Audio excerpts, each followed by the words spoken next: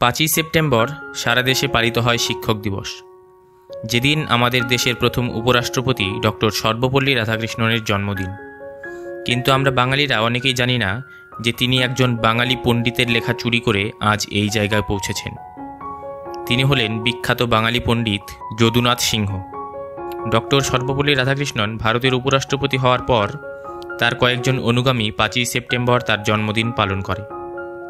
সেই দিন তিনি নিজেই বলেন যে তাহলে আমার জন্মদিন উপলক্ষে সারা দেশে প্রতি বছর এই দিন শিক্ষক দিবস পালন করা হোক। মানে এক কথায় জোর করে নিজের সম্মান অর্জন করা। এটার সম্মতিও জানিয়েছিলেন তৎকালীন ভারতের প্রধানমন্ত্রী জওহরলাল নেহরু, যিনি কিনা নিজেই নিজেকে ভারতরত্ন উপাধিতে ভূষিত করেছিলেন। মানে এরা সবাই একই গোত্রের লোক।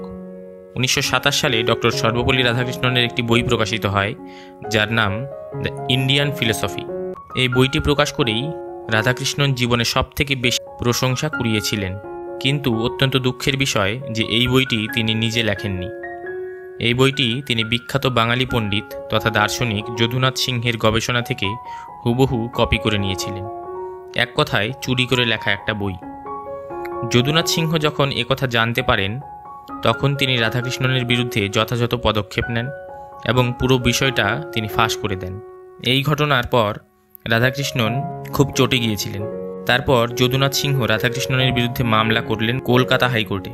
যদুনাথ সিংহের গবেষণার অনেক পরে রাধাকৃষ্ণনের বই ইন্ডিয়ান ফিলসফি প্রকাশিত হয়। সুতরাং মামলায় যদুনাথ সিংহের জয় নিশ্চিত ছিল। কিন্তু তখন ক্ষমতাশালী রাধাকৃষ্ণন রাজনৈতিক চাল খাটিয়ে এই মামলার স্থগিতাদেশ দিয়ে দেন। এই বইয়ের ওপর ভর করেই রাধাকৃষ্ণন তার বিশ্বজোড়া খ্যাতি অর্জন করেছিলেন, যার মূলে ছিলেন একজন বাঙালি। আর তার জন্মদিনেই আমরা ধুমধাম করে শিক্ষক দিবস পালন করে থাকি। যদিও শিক্ষক দিবস পালন করার জন্য বাঙালির কাছে অন্য একাধিক অপশন রয়েছে। আমরা চাইলে বিখ্যাত বাঙালি মনীষী ঈশ্বরচন্দ্র বিদ্যাসাগরের জন্মদিনে শিক্ষক দিবস পালন করতে পারি, যার লেখা বর্ণ পরিচয় পড়ে বাংলা বর্ণ চিনেছি, ভাষা শিখেছি। আমরা চাইলে গুরু পূর্ণিমার দিন গুরুভক্তি অর্থাৎ শিক্ষক দিবস পালন করতে পারি। আমার এই তথ্য নিয়ে যদি আপনাদের কোনো সন্দেহ থাকে, তাহলে গুগলে গিয়ে রাধাকৃষ্ণন সার্চ করে তার উইকিপিডিয়াতে গিয়ে সত্যতা যাচাই করতে পারেন। একজন বাঙালি হিসেবে এই তথ্য আমাদের জানা উচিত। তাই আমার অনুরোধ, এই ভিডিওটি আপনার প্রিয়জনদের মধ্যে শেয়ার করে তাদেরকেও এই অজানা ইতিহাসকে জানতে সাহায্য করুন। ধন্যবাদ।